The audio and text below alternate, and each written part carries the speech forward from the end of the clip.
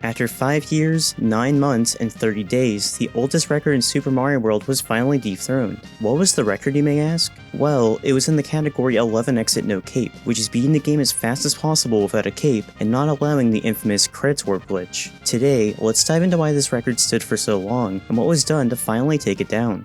Time and time again at this point, the more popular 11 exit category using cape has been ripped apart and analyzed, with me doing it as recently as a month before this upload. But I promise, not being able to use a cape completely changes this game. It's not like the community would split up no cape runs for zero reason. While yes, the record may be roughly 30 seconds slower due to the lack of cape, the top of the leaderboard wasn't touched for a good reason. This in a lot of aspects is a lot more challenging of a category than its caped equivalent, with it as of 2023 having just over 20 runners in the fastest variant, in comparison to cape having over 130. Oh yeah, for anyone that may be new, I'll explain this really quick. Category variants. In 11 exit, both cape and no cape have 3 major variations to beating the game. There's glitchless, which, well, is self-explanatory, orb, which exploits a glitch in Yoshi's Island 1, which allows you to collect a gold spear that makes you immediately beat a level when collecting, and lastly, cloud, a similar glitch to orb, except in this case spawns a Lakitu cloud, which can then be exploited in the Bowser fight to beat it in half the intended time. Just like I've done in the past, I feel like it makes sense if I break this record down level by level. With there being 11 individual exits plus Bowser, let's rip into the 10-minute and 11-second record from Okashi, which beat Lost Core's 5-year-old record that was just under a second slower.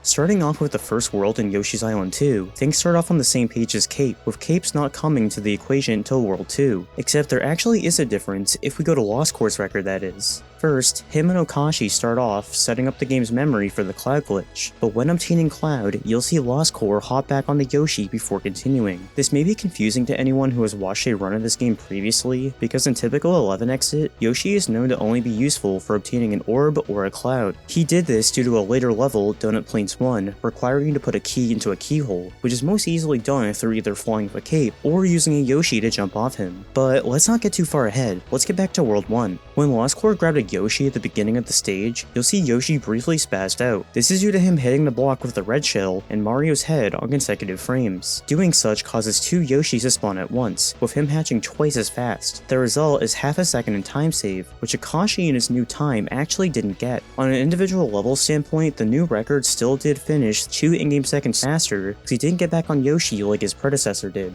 Yoshi's Island 3 is the same type of action you'll see in any other Super Mario World speedrun, with the only difference being the previous record still holding onto Yoshi. This continues into Yoshi's Island 4, where Okashi tried to go for a quarter of a second time save with a shell jump over the water gap, but unfortunately failed. Lost Core did not have this option with Yoshi.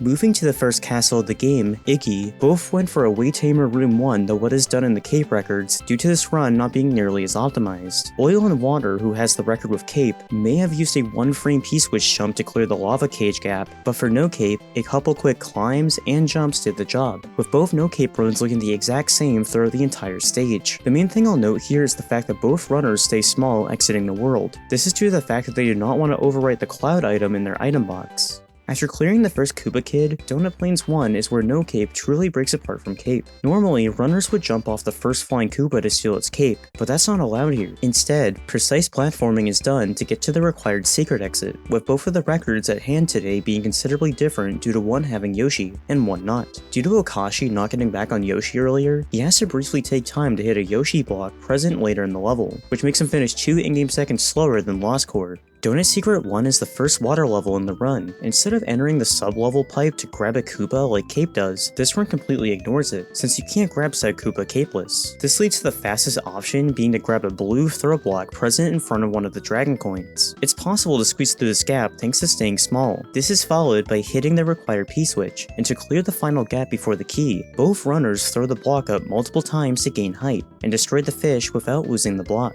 When comparing, you'll see both players had slightly different strategies to this level. Lost Core grabbed the block by doing a left-right movement to distract the fish, and then throwing the block up twice to get to the end. In comparison, Okashi did a brief up-down movement with the same fish, and then ended with 3 block throws, which led to him saving an in-game second versus Lost Core. Over the past few years, the most infamous trick by far to be added into top level runs in 11 exit Cloud has been a Sair clip entering Donut Secret House, and I am happy to say it is equally as present here. Unlike Cape, no Cape has actually featured a Sair clip for way longer. The first ever Cape record to feature it was in 2019, with no Cape seeing runs flexing this off all the way back to 2014. Both of these Sair clips are based on subpixels, but greatly vary. In the past, I have explained for Cape how there's a plethora of possible setups that give you multiple possible clips, but no Cape is a different story. In this case, you simply have to press and hold A on a frame perfect spot, which happens to be the third step on the stairs. This leads to runners praying they do it correctly in runs. Even though this is frame perfect, runners have seen way higher success with this clip versus the Cape variant, which is why it has been featured in top level runs for way longer. This is followed up by multiple tight jumps between two different boo rings, and before entering the boo fight ends with a jump that can be quite tricky. This one specific jump from the yellow blocks to the top floor has been considered a luck jump. It is subpixel based and is completely determined by your speed. Mario's running speed in this game oscillates between the values 49, 48,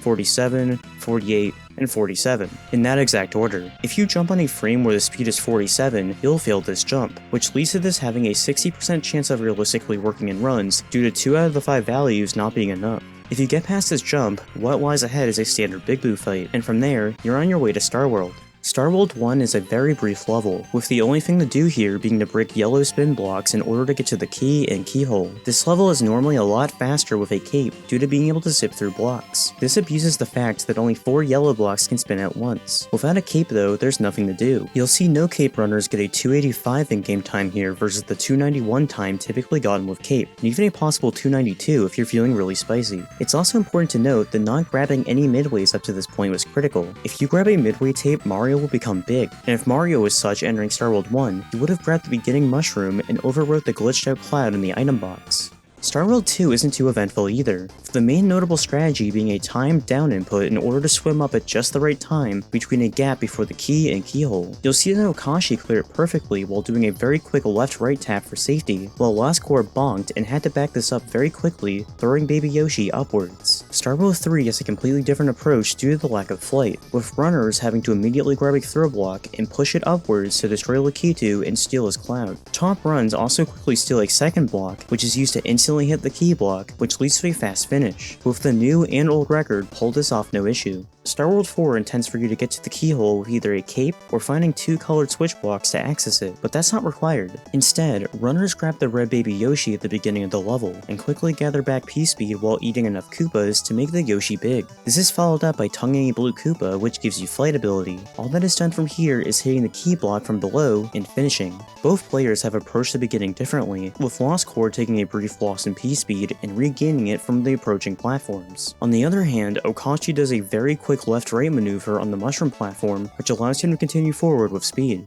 With Star World being over, all that is left is Bowser and his front door. This starts off with the player having to select 2 different numbered doors to get to the fight. The Cloud variant of this run is long established at this point, doors 2 and 7 being the fastest, but no cape has been different. For a long time, no cape players have stuck with door 5 instead of 7 due to it being way easier and barely being slower. In fact, Lost Core's run opted for door 5, but Okashi pulled up the big guns here and went for door 7 for the first time in a record. With this requiring risky jumps that have to worry about statue flames on an iffy global timer, you may wonder how worth it door 7 really is. And well, he only saved roughly a quarter of a second versus Lost Core here. Yeah, now you may realize why such a risky room was avoided for so long. This leads to the final stretch of the run, with the final dark room not being a big challenge, but the same can't be said for the final Bowser fight. Instead of simply playing the fight as intended, runners finally release the glitch cloud power-up and are able to skip Bowser's animations by positioning the cloud in the top left of the screen thanks to jumping. This cloud fight is a bit slower than Cape due to having to wait for Bowser in phase 1. No Cape runs had to wait for Bowser to release the first set of Mecha Koopas, which give you just enough height to finally reach into the cloud. Either way, this fight still leads to the cloud record being faster by over 40 seconds. This fight is beyond hard at top level, Cape or no Cape, and it's expected for times in this fight to majorly vary record to record. While Okashi would have gotten the record either way, it's a good thing he went for door 7 because that time save was about the same amount of time he ended up losing against Lost Core in the fight. So with that is the a new 11 exit no cape record that was finally able to dethrone the previous after 2,129 days by 838 milliseconds. With this finally being destroyed, the oldest current record on the leaderboard as of uploading this is the 0 exit record, which is the infamous credits warp category. This sits at a 41.022 by Furious, which was set on June 11th, 2020. With how short and optimized this run already is, it's not a shock to see this time sit. But hey, this run is looking closer to being possibly dethroned, with second place being set in late 2023. With the cape version of 11 exit being the default go-to category in the game, and no cape requiring more precise platforming skills, it's not shocking to see the 11 exit no cape record sit for way longer than others. But it's still mind-blowing that it took closer to 6 years for someone to finally step up to the plate and beat it. Before Okashi hit the scene with this category, the top 4 runs were from 2017, 2019, 2016, and 2014. Yeah, no one really wanted to play this, but someone finally decided to do it, and absolutely shatter one of the main Mario World records that no one tends to talk about. In fact, in the same month, he got the records in the Orb and Glitchless variants too. Until another record gets beat, that's all I have to share, so thanks for watching.